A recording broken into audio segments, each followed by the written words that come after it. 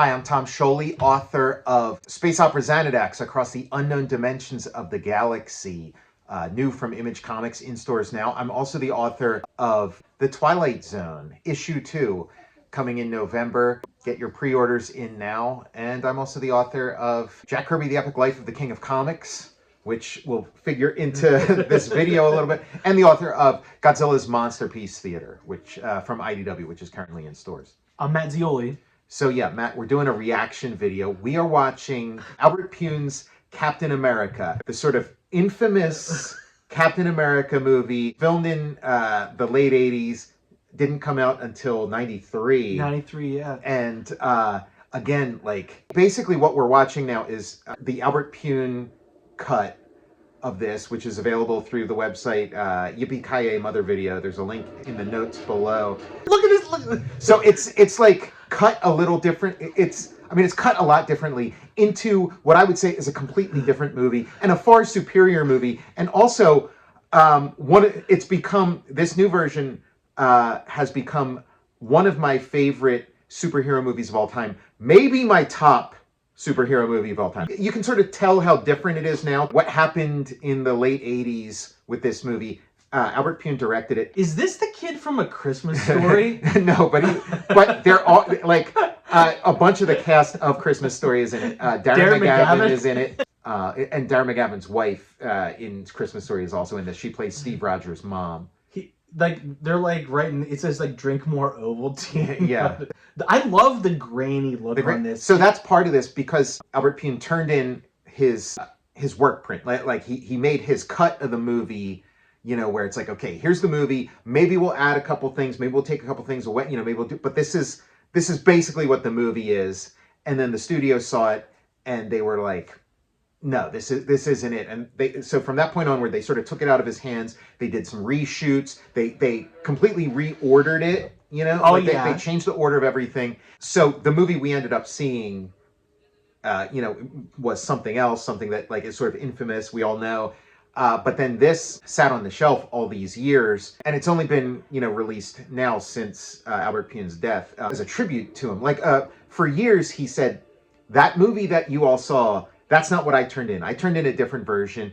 And at a certain point, he made some DVDs where he took the readily available digital files from DVDs and stuff of like the released version, and then recut that into what his recollection was of what his version. So it was sort of an approximation. But what this is the actual work print he turned in, transferred, like a high quality transfer to digital. And so what you're reacting to, you're seeing, it's kind of like Grindhouse. It's got a Grindhouse aesthetic, because what they would have done with the work print is they would have taken the work print and then used that as a guide to cut the negatives and get this sort of, you know, pristine print of it that would have been the thing that, you know, went out to theaters and stuff. But this is the work print, so it's all cut up. Oh, you see the lines going through it. You'll see the tape and stuff. So that adds another layer of enjoyment to this, to see like because like the released version is a little too pristine. This is like a gritty, like almost 70s, you know. It's the perfect balance, because like that Roger Corman Fantastic Four, it's the prints we see of it are way too dark. Yeah. This is like just the sweet spot you want here. Yeah, like I'm curious what Tarantino and Robert Rodriguez think of this movie, because I think this movie is phenomenal, and it could be like Grindhouse presents Captain America. The cinematography, it looks great. Yeah, it looks amazing. It's shot very well. Oh, look at that. Yeah, and so the order is changed. So, like, and after I watched this movie, I loved it so much. Like, just talking about the original version, like, I like that one too. Yeah, it's all right. When it came out, like, I remember reading a bunch of articles about it before I'd ever seen it. And it just sounded like I'm not interested in it. Like, it did not sound interesting to me at all. It was years before I ever actually saw it. And then I started seeing it. They played on cable. But I just sort of see bits and pieces of it. And I was like, wow, the bad movie I imagined this being is so much better than what the actual thing. You know, it was just so awful. Then when I saw this Pyun cut, I was so blown away by it, and like completely loved it. And I thought, wait, did I just like judge that other one too harshly? And I went back and watched it, and I was like, no, It does suck. Some of the differences. First off, the soundtrack. Like the soundtrack of the release version is like very sentimental. It's like it's kind of like what the release version ends up being is just like a really crappy version of like the Christopher Reeve Superman. It was like the Christopher Reeve Superman, but with like no budget at all. But this one, the music is kind of like this electronica, again, like kind of grindhouse kind of music. Man. Sort of like John Carpenter. It almost sounds like a it's like minimal electronica music. It was when he's in the ice, it reminded me of The Thing. The Thing, yeah. Great cast. Yeah, great cast. Ronnie Cox. That's one of the things you'd probably notice. First off, you'd notice the sort of grindhouse quality of the picture, and then you'd notice the soundtrack. But the movie is in a completely different order. Like the scenes are in a completely different order. So the released version was basically chronological order. So what we saw up front, we saw like the kids seeing the missile coming down with Captain America like strapped to the missile. Look at these sets. This is fucking great. So what the original version was, this is his origin story. And so the original version, you see everything happen in order. You see the origin story. So you see his whole mission against the Red Skull. But in this version, you're just going to get like bits of that spread out throughout the movie. So here we see the Red Skull in the modern day before we've seen anything else with the Red Skull, or basically much else with Captain America. Like, so when Captain America shows up, we don't know much about him. He's almost a UFO. He shows up almost as a UFO that this kid sees. And then the next time you see him, he's coming out of the ice and he's almost like Sasquatch. You know, they have these blurry pictures of him. And he's a complete mystery. Whereas in the released version, you've seen a ton of Captain America by that point. So you see the Red Skull in modern day, and then you see this like seam in his arm. It zooms in on this seam in his arm, and then you cut to this like really tense scene of like the missile about to take off. And that was awesome. That wasn't that awesome? Yeah, that was great. Like that scene happens in the original cut, but in its regular context, it has no impact whatsoever. No. It's part of this kind of sloppy origin story. To cut to that and then cut back, it really like it's bracing, it's jarring. Like that's when I was hooked. That's when I'm like, okay, this is awesome. I'm on it. So what ends up happening is all this information is sort of withheld. And so you're kind of learning as you go, and you're learning the bits of information as they sort of matter to the characters in the story. So you're getting introduced to the Red Skull, seeing this like traumatic moment for him. The Ned Beatty character and the Ronnie Cox characters in the released version. It's kind of like, what the fuck are these guys even doing in this movie? Like, who cares? Who cares about these guys? But because you already know Captain America's story, you've seen him like all through the movie, and then these two assholes show up. It's like, who cares? But in this, it's like you don't know anything, so you're sort of like learning as they're learning. You're putting the pieces together as they're putting it together. And so and then this scene here where he's like kind of running, and there's the helicopters, and then they get out in motorcycles. This kind of happens like way into the movie. I was about to say we're kind of kicking it off with a pretty cool action scene. This is a pretty good one. It's this grindhouse aspect. Plus, I haven't been shocked by that that scene where he was on the rocket. Yeah, was like that's something special. Yeah, and again, it had like zero impact in its original context. Like you almost have to do a side by side. You have to watch these movies back, because I watched this and I loved it, and I was like, this is so great.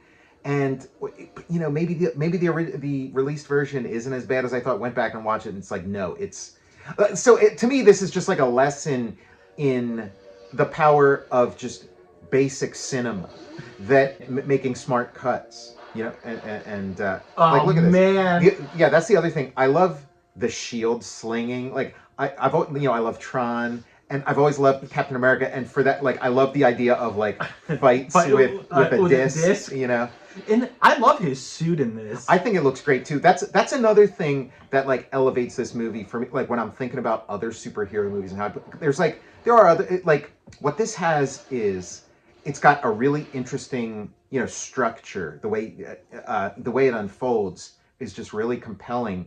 But then it also has great fights, which a lot of very good superhero movies are lacking. Like, I'm sort of thinking of like the Christopher Reeve Superman. As great as that is, like you want to see him mix it up a little more. That Fantastic Four fight, how awesome was that? Yeah, that was good. And then the other thing is there are other like really good superhero movies, but not with like the color. Like that suit looks really great. And the thing I'd always read about this movie, which is what made me kind of uninterested in it. They're like, it's like, he has his suit in the beginning of the movie, and then the rest of the movie he's got it covered up, and then the Red Skull is all bright red, and then the rest of the movie he's just like he's like a normal guy. He's like wearing, But in this, since they cut back to the World War II scenes throughout the movie, that awesome suit is like a presence throughout the movie, and then the bright red skull is a presence throughout the movie, and it's like a reminder of who this modern Red Skull is, that it's this guy underneath.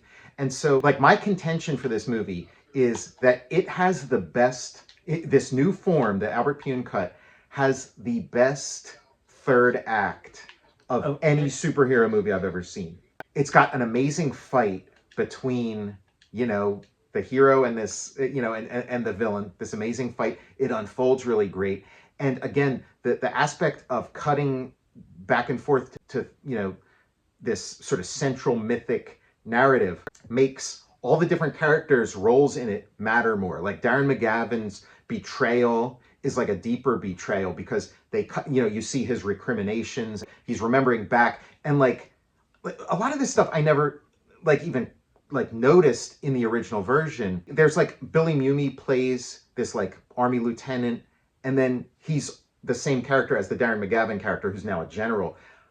I never got that they were the same character. I just thought Billy Mumy's just kind of hanging out there as like, oh, he's like an actor who's like a big sci-fi or a big comic book fan, so that he like begged for like a bit role. But he's actually and then so I never caught that because in this thing that he's remembering back and then you flash back. And the other thing I didn't catch is that Darren McGavin and Billy Mumy's character is the one that lets the Nazi spy into Captain America's origin. He's the one who like shoots the doctor who has a formula and stuff. He's the one who let that person in. So that you wouldn't catch that from watching. That was a cool scene with the spy. It's made very clear in this that he, and you also have stop motion creatures, which is cool. This is an amazing fight scene. We've talked about this fight scene before, where they're like in the dark and stuff.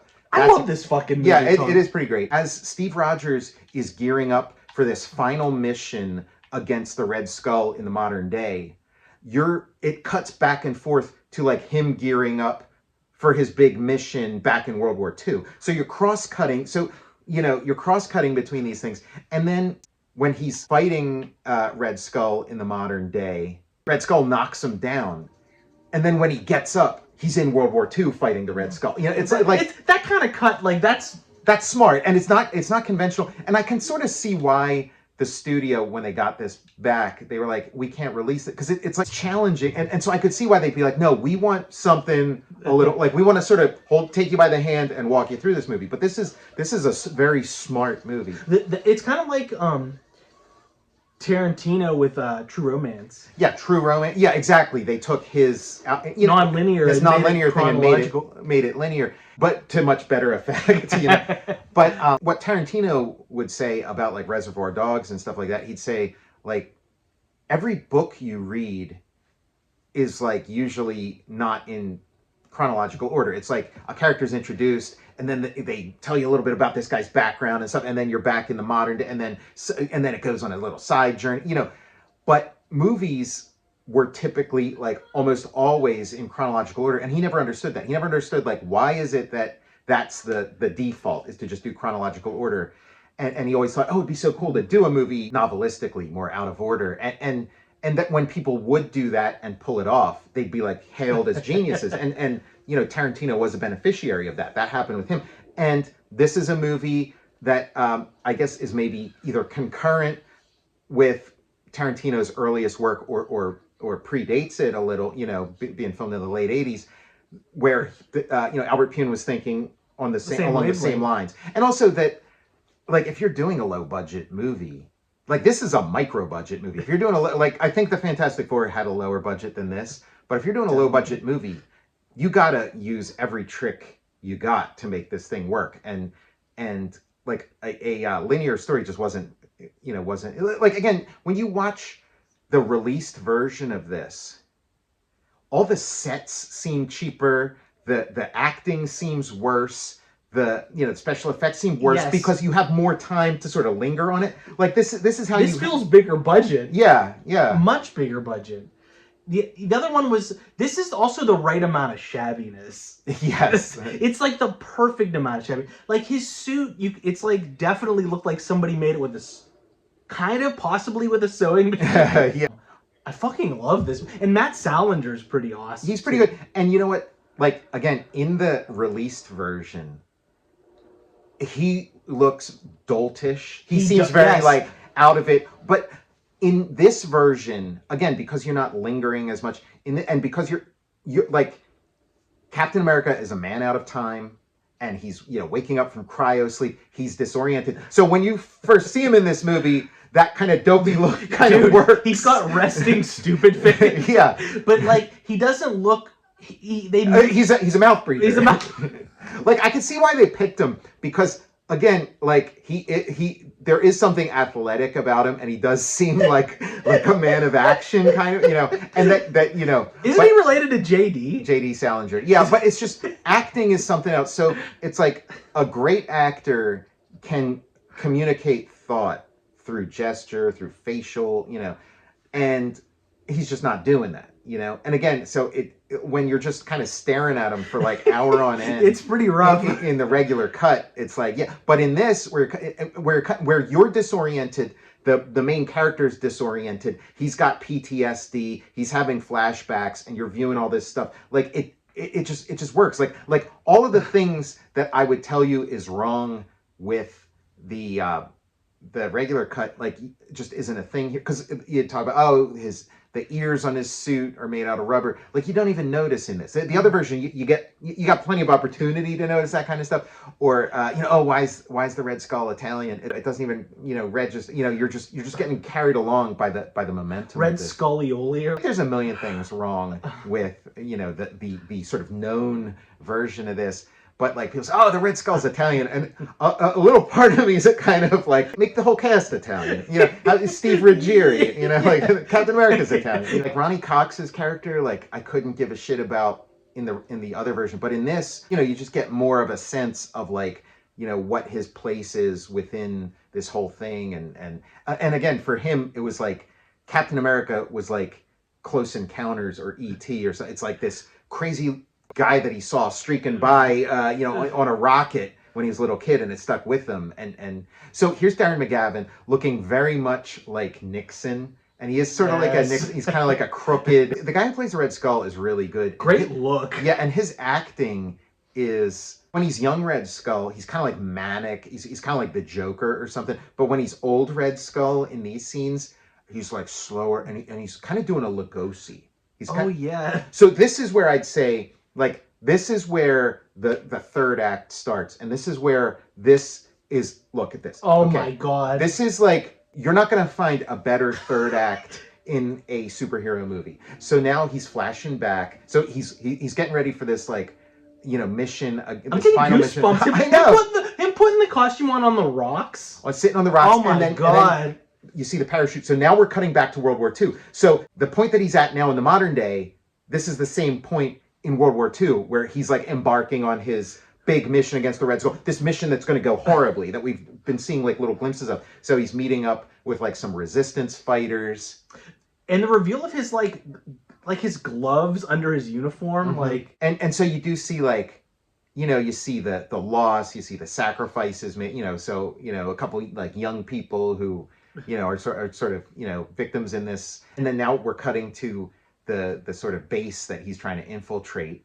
Again, this is all in the regular version. It's all like up front. So all the most interesting, best stuff in the movie happens up front, and then it's like all downhill. Like, it's just crap from there. And it's got like an okay finale. There's like some good stuff here and there throughout the movie, but it is kind of like, oh, all the best stuff's up front. And you don't want to structure. Hey, that looks not too shabby. Doesn't that look great? Yeah. You don't want to structure your action adventure epic that way. You don't want all the best stuff in the beginning and then kind of the movie just falls goes asleep. Down. Yeah. So very smartly is saved a lot of this stuff for the finale. So this is some exciting stuff. It's kind of like wasted in the beginning. It's like too much in the beginning, but here it's like, how great is it? Like this is some legit action. This like great sets. The action in this is great. That's all in the regular version, but very lethargically edited. Where here it's like the cuts are. Dude, this is awesome. So you're getting a lot of like just awesome superhero action in the third act that's completely lacking. That you know is long forgotten by the time you get to this one. So now there we it's like we're seeing, you know, him getting his ass kicked by the Red Skull, and so you know that's the stuff. That's yeah. So it really builds. Ronnie Cox gets to have some good like Ronnie. Anytime they interview anybody about this movie, they're all like, oh yeah, you know, that movie. So, like they interviewed Matt Salinger when like Chris Evans Captain America came out, and he's like, oh yeah, forget about it, you know, and like none of them like it. But Ronnie Cox, when they interview him about this movie, he does say the script he read was amazing. He loved the script, and the movie that came out was not, you know, what he had read in the script. Look at this. Yeah, so you got like Cap kind of, you know, climbing the walls, kind of trying to infiltrate as Ronnie Cox. The editing is so much better in this one. Yeah, it's Ronnie Cox gets some action. Exactly. Yeah, it's a tight, terse action film. Yeah, he does a punch. There's a punch in this that's kind of like the punch in Inglourious Bastards when they're like they're dressed up as waiters, and then the one guy has to like run from the bathroom to like punch the guy. Like Ronnie Cox does that same like running punch. Great set they found here. Like this castle that is like an amazing set. And there's when the Red Skull's defeated, there's this amazing shot from like far away where you see the scale and like they, you know, like he goes toppling off and it's like a dummy being, but you just see that dummy just keep going, you know, just keep going. And whenever going. The Red Skull's confirmed, yeah, that's Nixon. Yeah, there's like, yeah. I'm not there's Darren McGavin as Nixon, but so.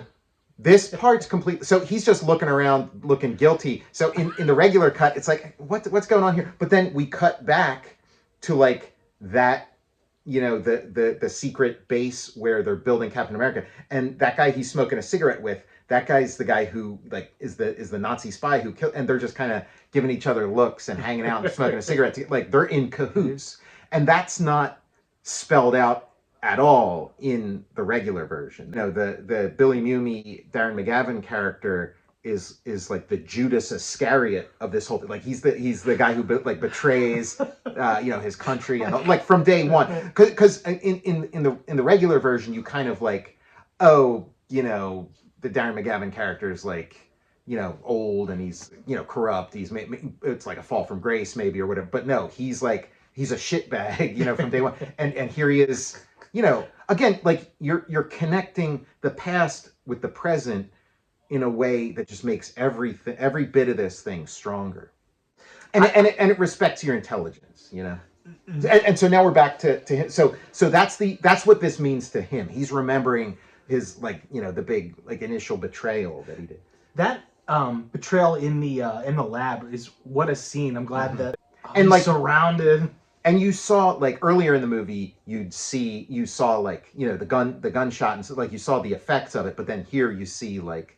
Whenever I see all these goons when he's conferring with the Red Skull, it's like, the Red Skull for Giorgio Armani. Yeah. Well, yeah, because the Red Skull's daughter's in this, and she's...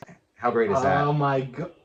Now, that same scene happens in the original version, but you could give two shits. But in this version, it like you feel invested in these characters and connected to what's going on. The guy who plays the Red Skull was in Teen Wolf. He's like the creepy drama instructor from Teen Wolf. The guy who's like, no wolf, no part. He's that guy.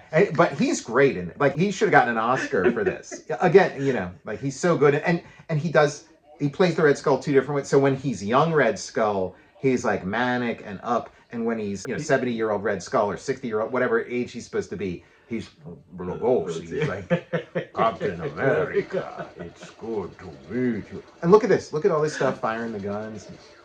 Like, this is just a great action scene. This is like not the movie I've seen before. Yeah. Yeah, and just adding those flashbacks, it just makes... it just you're in more of like a superhero space and stuff. Yeah, he gives him the Captain Midnight decoder ring, which again was kind of like, what's this doing? But then in here it kind of makes sense because they, he and then Ned Beatty by extension, like he experiences this sort of close encounter with Captain America, and he doesn't really know what to make of it, but his understanding of like, Captain Midnight, of like the superheroes that he knows, he kind of projects some of that onto it and gets like an accurate idea of Captain America. He's moving around so great. Oh, I love shield deflections. Yeah.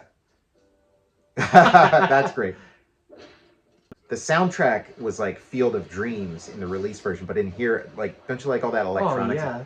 Now, this is the part when I was watching this at home for the first time, I started applauding that where he throws the disc and it like knocks the bricks down on the guy. Because again, it just, and that scene is in the original, the regular version. That scene's, but again, it doesn't mean anything. You don't care. Nothing was hitting like it's hitting in this movie. One of the things about like the low budget in this, so Albert Pyun got the job. He was sort of campaigning for this movie for a while, but what clenched it was he was like the lowest bidder. He told Menachem Golan that he could make this movie for $4 million. That was like, and so he was sold. Now, he didn't get $4 million to make this. Like the budget he ended up getting was way less than that. So think about that. He's making like a superhero. You got like Batman, which I don't know was like 20 million or I forget what the budget was for that. But he's going to make this for $4 million and doesn't even get $4 million. Like so, this was basically a no budget movie. And Albert Pyun in an interview, he said there was one day like they couldn't even get film. Like that's how like he said there was one day where they didn't have any film, and so they just like pretended there was film in the camera and told the actors, "Okay, go for it, do this." So there's like a day of work where they're all running around. And... Yeah, I guess if you're doing that, you're keeping the actors' morale up. Exactly, because if they find out, yeah. Oh, sorry guys. Now here's another thing. This scene here, they got these close-ups of the two of them in side view. Now in the released version, the Red Skull just he just kind of looks vaguely pinkish, but in this. It's a little darker, he looks red, like he's becoming the Red Skull again. Because that's another thing that was absent. Like the Red Skull with like a red face and stuff disappears from the movie after like the first, 15, 20 minutes. And you're just seeing this like old age facial reconstruction Red Skull. And you kind of miss that. You want to see the Red Skull. So in this, the real Red Skull is like more of a presence, here in the climax. This is where Ronnie Cox gets to do his running punch. Yeah, watch this. This is good. Bam! Damn, is that a good awesome? Punch? But and Captain America is like doing it like doing all that shield slinging. There's a lot of shield work in this movie. Cutting the guy's gun off. Captain America like inspires the other people around him to like rally their heroism, which is cool. And it looks great. No CGI. That's another thing that puts this over the top. So you got a guy actually doing flips. Yeah. You got the acrobatic cartwiels and flips and stuff. Because these are like acrobatic heroes. How do you like that God. Kick? I mean, this is legit fights. I don't know too many Marvel movies with fights this good. Like this. This is like the highest form of Grindhouse I've ever. This is like the apex. Yeah, don't you think this might be Golan's best film? So look, the Red Skull knocks him on the floor, and then when he gets back up, it's World War II again, and he's fighting the Red. Isn't that awesome? It's so fucking good. It just shows like the depth of their battle across time. The backstory, the history is climaxing as the present is climaxing. So you got this like amplified thing. He looks so cool. Mm-hmm. You think I would be president? That's chilling. So looks at the camera, he's like, do you think I could be president of the United States? The missile goes ignition, and now we're back in the present. Oh. Now imagine that fight without all of that, It's like And how do you like this music? I mean, this musical cues. So much better. Before it was like Corn City. Yeah, exactly. Now, some fisticuffs here. Yeah, everybody gets a couple good shots in. And you can imagine like walking around with the notion that like I know I made a better like everybody's saying this movie I made is the biggest turd on earth, but I swear I turned in like what I thought was a good movie. Like, you know, like I swear, you know, and like McCartney said this. He said like when the movie Let It Be came out, he said it kind of affected his perception of that time. That it yeah, this is great. Oh, he's Island Pro. But McCartney was saying... Did you see that? Yeah, oh, it's awesome. I watched this movie like 6 times. I got it last week, and I watched it like 6 times.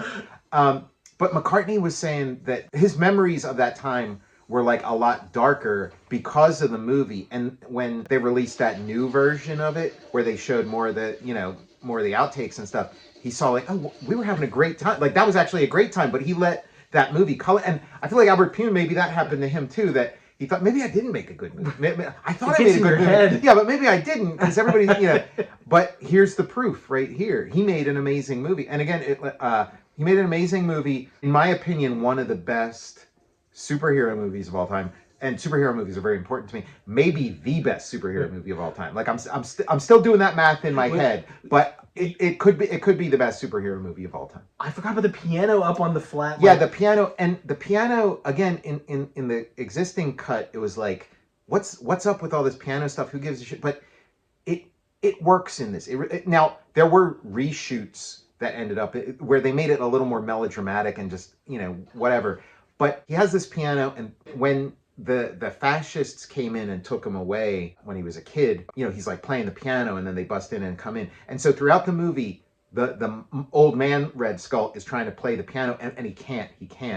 And then here at the end of the movie, as he's like approaching his own death, his own like final reckoning or whatever, he can finally play. And so he starts to play, and he plays the song, and it's very beautiful and soft at first. And he can almost remember the boy that he was, you know, before the trauma and the abuse and all this other stuff. But then as he plays, the song gets more intense and darker and scarier. It's so great. It was just a lot of nonsense in the release version. Yeah, but in this, it's like it's a little bit moving, you know.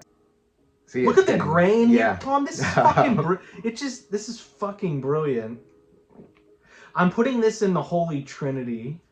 With Roger Corman Fantastic Four and the Lou Ferrigno Incredible Hulk, and the 3 best. Now, see, for me, like, again, I'm still high off of this movie because I've you know, watched it very recently, you know, for the first time very recently, and so I am so over the moon about. And so there were moments where I thought, yeah, this is like the best superhero movie ever made or whatever. But I am trying to push back against that idea, like kind of challenge it a little just to see, because my other contenders would be sort of like, you know, like the Christopher Reeve Superman. But the Christopher Reeve Superman, like what I like in superhero movies, I like the Jack Kirby Marvel brand of superhero stories where the good guy and the bad guy at some point kick each other's ass. Yes! In a spectacular, awesome, mind-blowing fight. And, you know, this Christopher Reeve Superman doesn't really have that. This has that, like, all over the place. And then I'm thinking the Tobey Maguire Spider-Man, I love that. Tobey Maguire Spider-Man does have, like, really great clashes. But a lot of CGI. Yeah. You know, not tactile. Not tactile. Again, doesn't have the grain. Like, it's a little too slick, a little too smooth. Again, like if Sam Raimi made that Spider-Man movie a couple years earlier, like when he was making Evil Dead and stuff, might be a different story. But the CGI, you lose some points for that. You definitely lose. You know, and then even like I love the Joe Johnston Captain America. Oh, yeah. I thought that was great, but I like this better than that. And again, definitely. CGI.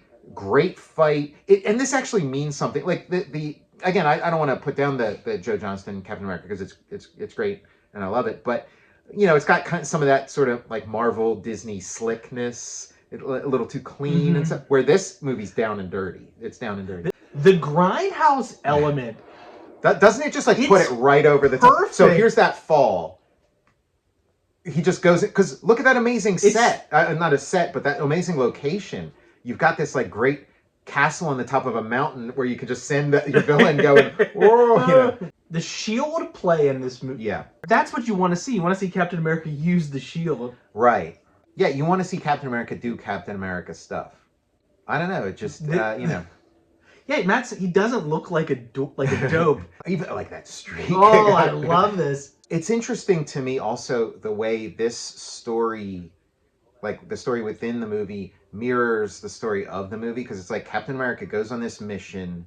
He thinks it's a big he didn't succeed in his objective with the mission, and he's sort of going through his life, putting the pieces back together, and then he gets like a second chance, kind of, and realizes that he actually did a lot of great stuff with that first mission. Maybe it didn't go the right way, but he did a lot of great stuff, and then now he really gets to sort of cement his victory. And it's kind of like that with this movie, where like Albert Pyun made a movie against all odds, and a movie that was great, but it's sort of this like, it's only all these years later that like the world kind of gets to see it and celebrate it for what it is. So I really feel like this, like that is just an amazing thing. Just, I'm happy for his family and his friends and stuff that this got to happen. But even just taking that out of the equation, this is an amazing movie. This is like, isn't this everything you're looking for? Like, yeah, exactly. I'm like, yeah. It's it's Grindhouse, superhero, fun, rough around the edges, intense,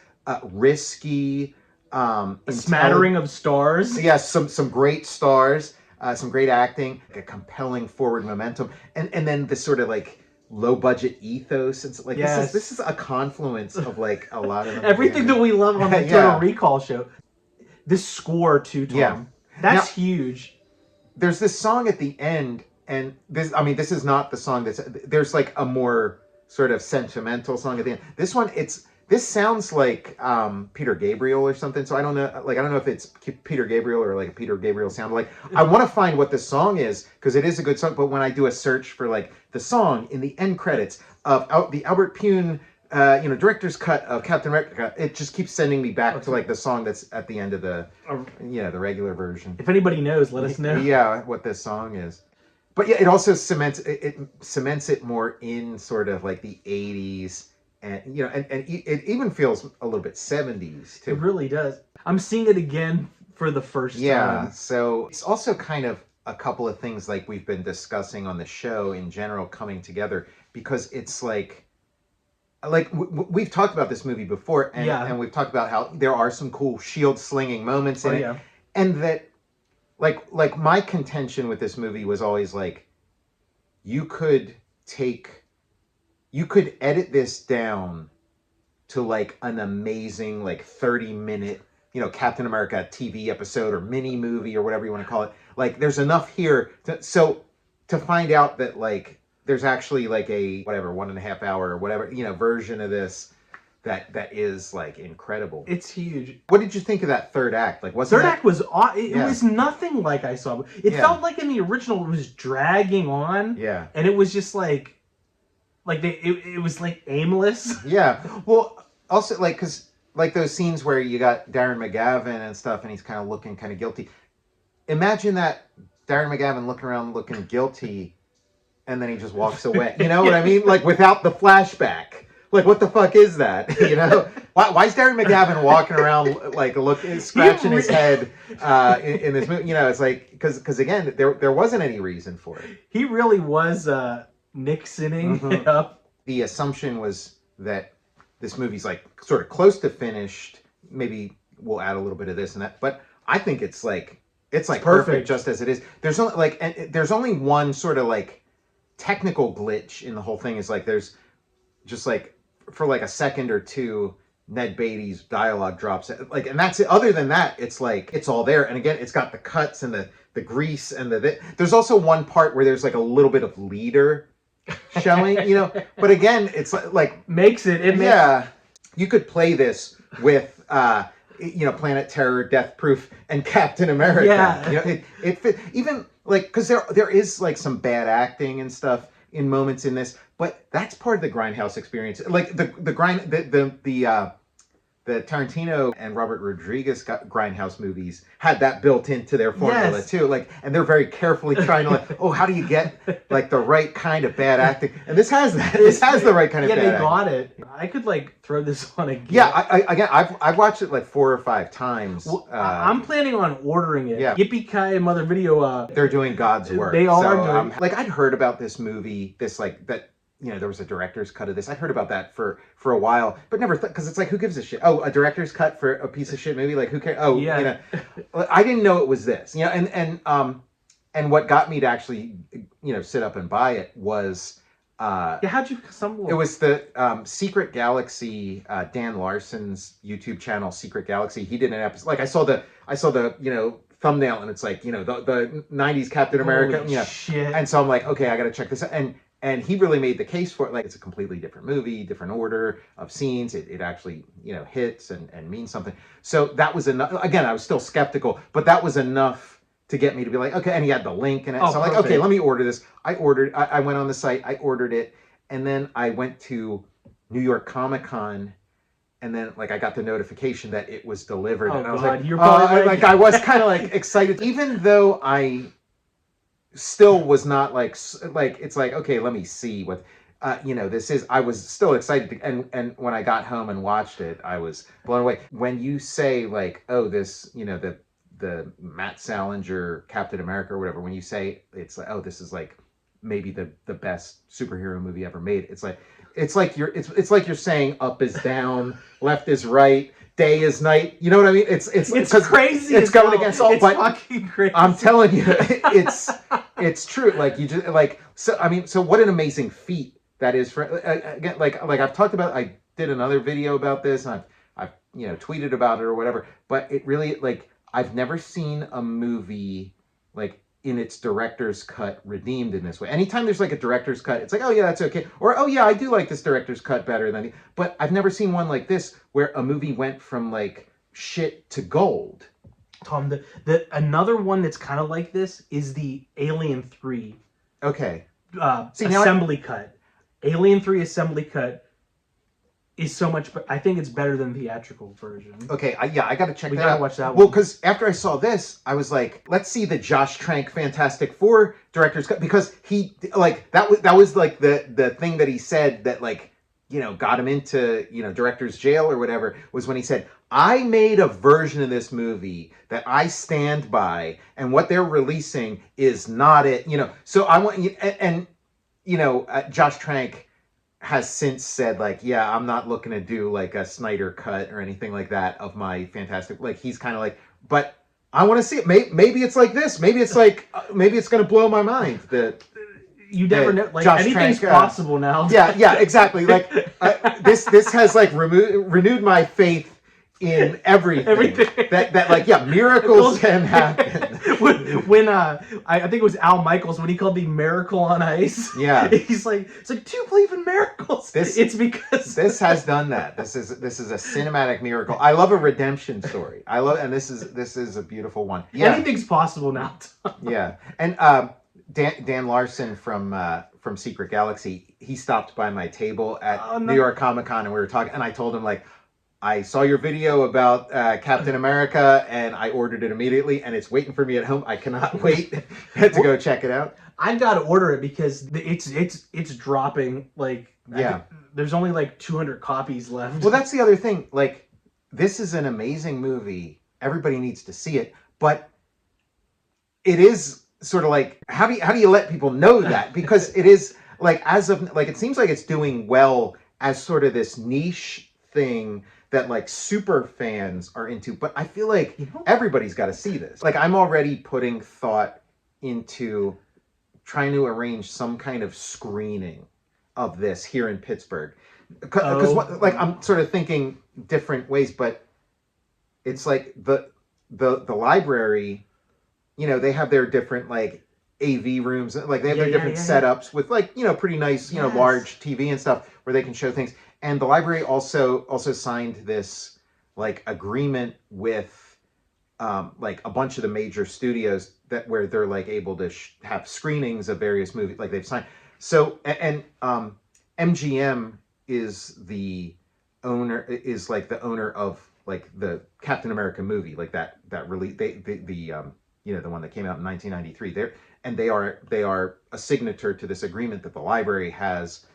So, but the Pyun cut, I don't know if there's if that complicates things, because whatever. But I want to get in touch with the the people. I think it would be great to do a screening of this And again, like, I mean, the Yippee-Ki-Yay Mother video people have like commented on our video and, you know, like, and sort of, you know, given us the thumbs up and stuff. You know, maybe I could talk to them and figure out, you know, something. But then also there's some of the local, you know, cinemas that have, you know, revivals and stuff. So it's, again, like, I feel like we could make this happen. We could get it so that, you know, more people can see, again, because this is sort of the Blu-ray that they're selling is sort of this, you know, limited release, and maybe like a few thousand people at the most have seen this, and I feel like millions of people need to see this. So could you imagine a theater with a balcony? Yeah, we could give like a little talk or something, you know, before, you know, kind of give some context. This movie gets the Total Recall Show seal of approval. Yeah, this is actually, is this Recall Piece Theater? Yeah, and I'm kind of staking my professional reputation on this a little bit too, because I'm, you know, I wrote the Jack Kirby book. Yes. You know, all this, you know, Jack Kirby sort of famously. I mean, this is the way Mark Evanier tells the story. Mark Evanier is like sort of good with an anecdote, but the way he tells it is that when Jack Kirby found out there was a Captain America movie, when he heard his name wasn't on it, he called his lawyer to get his name put on that movie. And when he saw it, he called his lawyer to get his name taken off the movie. So after this, we can get Jack's name back on the. Yeah, I think if Jack Kirby saw this cut, he'd be on board. Like this, I think Kirby would be again, because it has like the Jack Kirby ethos. It has a ton of heart, has great battles, great fights. It's an underdog story. It's scrappy. You know, it's a little rough around the edges, which we love. Isn't a bad thing. Some of these other superhero movies get minus points for being too slick. You know what I mean? 100%. You won't see a frame of CGI in this thing. Like, I'm really glad that, like, how they got this project rolling and stuff. Like, it was, you know, Albert Pyun's widow. She found the film and stuff, and it was important to her to kind of, you know, get it digitized and get people to be able to see it and things like that. So that must have been something of an uphill battle for, again, just the reputation of this movie and things to, you know, and the fact that they're making it happen is just really great. I love Albert Pyun. Yeah, I love I love Cyborg, Nemesis. I love the Kickboxer sequels. Like, yeah, he's kind of like, we did our Golan and Globus episode, and he is sort of like a Golan and Globus protege. Yeah, and he was lined up to direct Spider-Man. He was lined up to direct Masters of the Universe Part 2. Like, he was all, and again, I think a big part of it was that he could make a kick-ass movie for you know, almost no money, or in the case of Captain America, for actually no money. I don't know if you've seen it. I haven't seen it, but it's in Pyun's filmography. It's called Arcade. Oh, nice. And it's a David S. Goyer screenplay. Oh, nice. And it's it would be in your wheelhouse too, because I think Disney sued the production because it was so close to Tron. Oh, nice. I would like that. I think we might need to check out Albert Pyun's Arcade. Yeah, I think part of what Yippee-Ki-Yay Mother Video is doing is they're trying to, like, make sort of like the complete Pyun archive. Like, they're trying to, like, get every single one of his movies available, you know. We're cyborg heads over here. Yeah, we got to do a cyborg episode, especially like because we've done so much Masters of the Universe content. It's like that, like, cyborg was always sort of compelling to me of the story of, like, oh, you know, it was going to be Masters of the Universe Part 2, but that fell through, so they made Cyborg instead, using like a lot of the same costumes and sets and stuff. So that always, I love that. I need to give that another look. You know, now that Albert Pyun has directed possibly my favorite superhero movie of all time, certainly my favorite, you know, sort of Golan without Globus, but sort of, you know, my favorite of, like, anything Golan was connected to. Yeah. This is my favorite of those. And again, like, when it's viewed in that context too, isn't it so great when you view it as, like, part of, like, all those ninja movies? Oh, yeah. And Tom, Pyun did another movie which I haven't seen, but we've mentioned it on the show before, Brain Smasher: A Love Story. Yeah. With Dice. Yeah. Yeah, hats off to Albert Pyun. Rest in peace. You know, created something, you know, you created one for the ages. and shame on anybody who couldn't have seen that when they viewed this. Again, I can understand, like, because this is kind of a risky way to do a superhero movie, because you're like, oh, well, what's going on here? But you gotta have a little faith in the intelligence of your audience to present it this way. But the one thing I'm curious about is the non-linear aspect of it. Like, I'm curious when that decision was made. Like, is it in the script? Because as far as I know, that script that Ronnie Cox is talking about isn't, like, I haven't been able to track it down. Maybe somebody else knows how to find it. So I'm wondering if that has the non-linear thing. But my suspicion is that a lot of the things that make this movie great just came out of necessity. So my suspicion, of like, okay, you don't have a big budget. You can't make it look like there's a million things going on. So you got to zoom in close with the camera. You got to cut, which again is actually a more exciting way to make a movie. Something happened in Hollywood, like we're talking about the golden age. A decision was sort of made that for Hollywood studios, they wanted it. It was important to them to show that huge amounts of money were being spent, the sort of spectacle and lavishness, and so there's points in time where film gets less interesting. So a lot of like old time directors, they talk about like the silent era. Oh, in the silent era, you'd have all kinds of great cuts and stuff. You could do all kinds of great stuff. But then when they introduced sound, all of a sudden you had to you couldn't move the camera around as much because you needed to be able to get sound. And then once they sort of worked out the kinks of that, then eventually they started coming out with like the widescreen and CinemaScope, and all of a sudden, again, the camera had to be frozen in place. So you get these intensely boring movies because they want to show this like vast spectacle. But that there's something essential and very powerful about film as film, about moving the camera around, quick cuts, or cuts, telling story through cuts, and not telling, again, it sort of comes in and out of vogue to show scenes where there's just one long cut but I don't know, the cut's beautiful. But one thing I'm curious, I suspect that Albert Pyun set out, when he was making this movie, set out to make a relatively linear movie, but as he got deeper into the process, realized that he needed to do certain things to just make this thing work. And so and maybe he was still filming,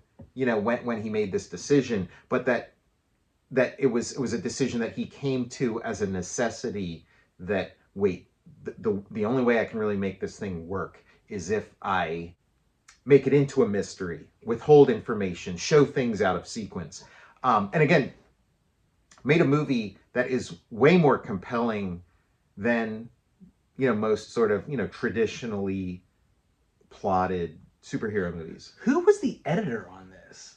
Was it Pyun? I would have. They deserve a. Yeah, I mean, we could look at the credits, but this has gone from being this sort of footnote of this is like a bad road taken, red herring, or a bad left turn on the way to making the Marvel Cinematic Universe, this more important version of Captain America or whatever. But now this has become the most interesting movie since Citizen Kane, where I want to know every aspect of it. I want to find out, And I think if we can get our hands on that script, that would be that would unlock a lot of.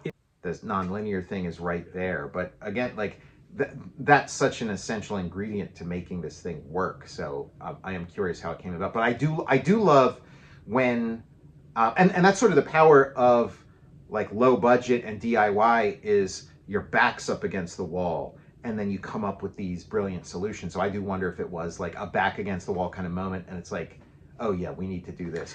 Because again, the scene where he zooms in on the seam on Red Skull's wrist, it feels oh yeah, he shot that scene specifically for, to cue a flashback or whatever. So at least by the time he filmed that scene, the thought was, oh yeah, we're gonna show this thing out of sequence. We should do a movie next year for the 48-hour film festival. Yeah, I saw the 40. They were just screening them yesterday. But yeah, wouldn't that be fun?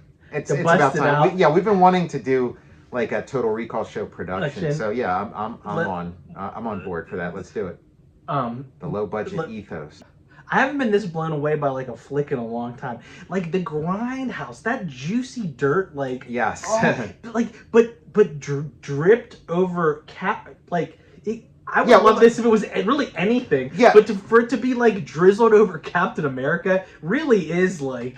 That's the other part of it too, because like, yeah, there might be like better superhero movies than this or whatever, but like, I don't know if there's a better name brand. Like the fact that it's a name brand superhero is super cool. That's like if you know, like some of these ninja movies, or if they sort of qualify as like quasi superheroes or whatever, then like who knows, maybe. But like, I can't think of a name brand superhero that's gotten this kind of treatment. Like like a name brand superhero getting a Grindhouse treatment, and the end result being like really good and compelling, like that.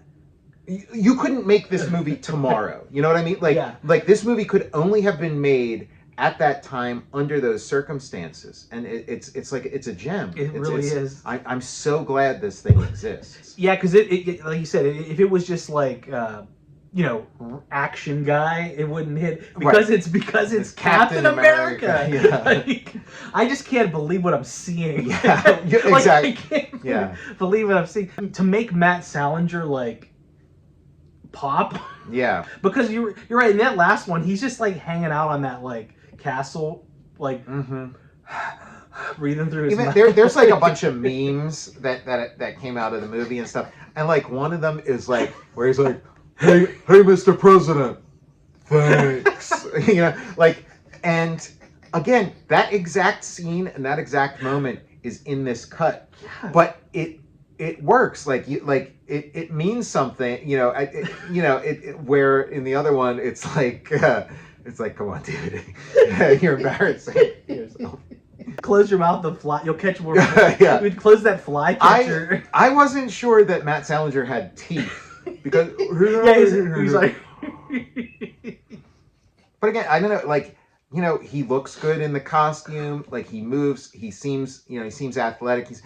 And the fight scenes again. You know, Batman '89 doesn't have fight scenes like this. You know, like when the Joker and Batman fight, it's like a goof. It's a joke. For all that film's virtues, it's like Batman Returns doesn't. You know, like, you know, again, it's a goof when you fight. The fucking Red Skull did a standing like jumping spin kick. Yeah, he's been probably because that's another like Total Recall show thread that we've been talking about is like that superhero movies should be like kung fu movies. They should like revolve around the combat. Like everything else should be secondary to like this amazing combat. And here's an example of that working great.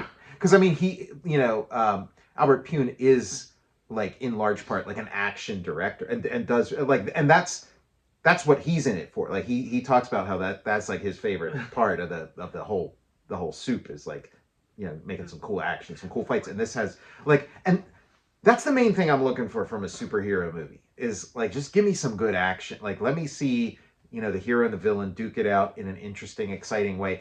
And then if you can make it have some thematic resonance or you know, be like, that's all great too. But that's the number one. And this has all of that. When he's rolling on the ground with his shield. Yeah.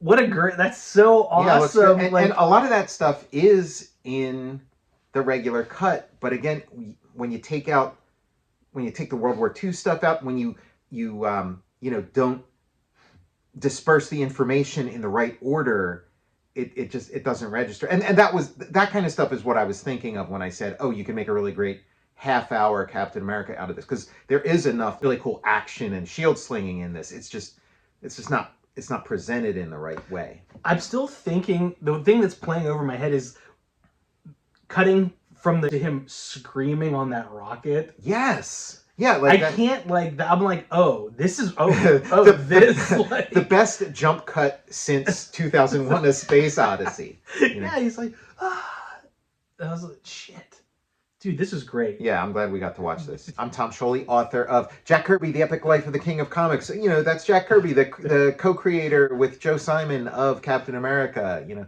without him, this gem Wouldn't exist. I'm also the author of Space Opera Xanadax Across the Unknown Dimensions of the Galaxy from Image Comics, Godzilla's Monsterpiece Theater from IDW, and also from IDW, Twilight Zone, Issue 2, coming soon, coming in November. Pre-order your copy now. I'm Matt Zeoli. So, Matt, the other thing is, after I saw this and loved it against all odds, it turns out, up is down, day is night. I was like, well, if this is good, I got to check out those 70s Captain America movies, because maybe they are good. And I did check them out. They have their enjoyments, but they're not anything like this.